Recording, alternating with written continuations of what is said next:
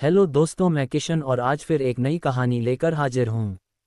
चलिए शुरू करते हैं। रमेश का एक छोटा सा परिवार था जिसमें एक खूबसूरत पत्नी और दो प्यारे बच्चे थे। उसकी पत्नी और बच्चे हर हाल में खुश थे, लेकिन रमेश उन्हें जिंदगी के सारे ऐशो आराम देना चाहता था और इसके लिए वह प्रतिदिन 16 घंटे से भी अधिक काम किया करता था। दिन भर ऑफिस में काम करने के साथ साथ वह सुबह और शाम ट्यूशन सेंटर में ट्यूशन भी पढ़ाया करता था।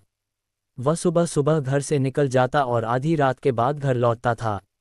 बच्चों के लिए उसका चेहरा देखना मुहाल था, क्योंकि सुबह सवेरे उसके घर से निकलते समय बच्चे सोते रहते और देर रात घर में कदम रखने के पहले ही सो चुके होते।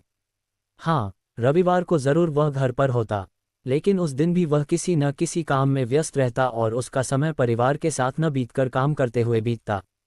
परिवार उसके साथ क्वालिटी टाइम बिताने का बस इंतजार करता रह जाता।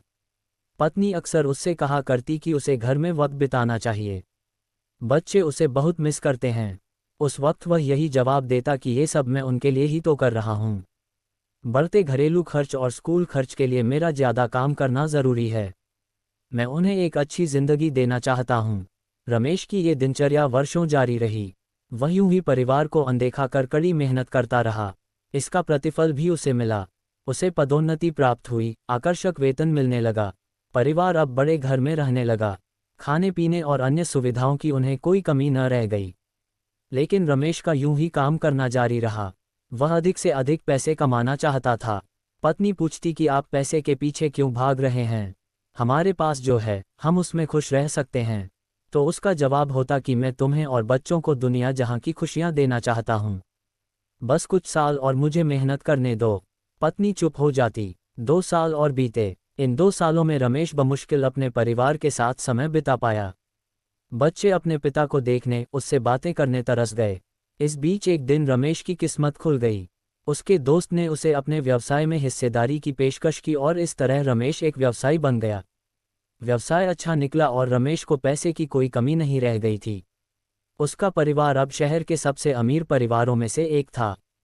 उनके पास सभी सुख सुविधाएं और विलासिता थी, लेकिन अपने बच्चों से मिलने का समय उसके पास अब भी नहीं था।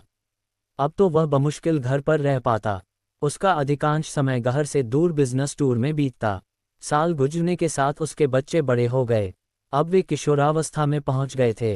रमेश ने भी इन सालों में इतना पैसा कमा लिया था कि उसकी अगली 5 पीढ़ियां शानदार जीवन जी सकती थी।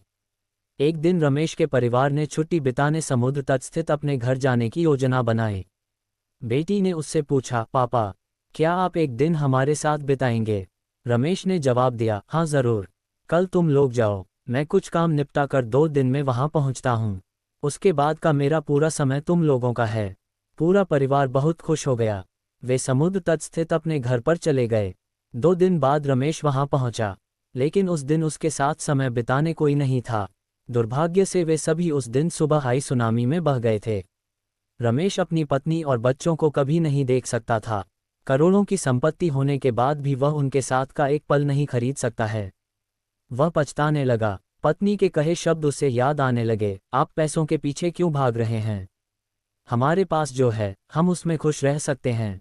सीख, पैसा सब कुछ नहीं खरीद सकता, इसलिए पैसों के लिए अपने परिवार को महत्व देना कम मत करें।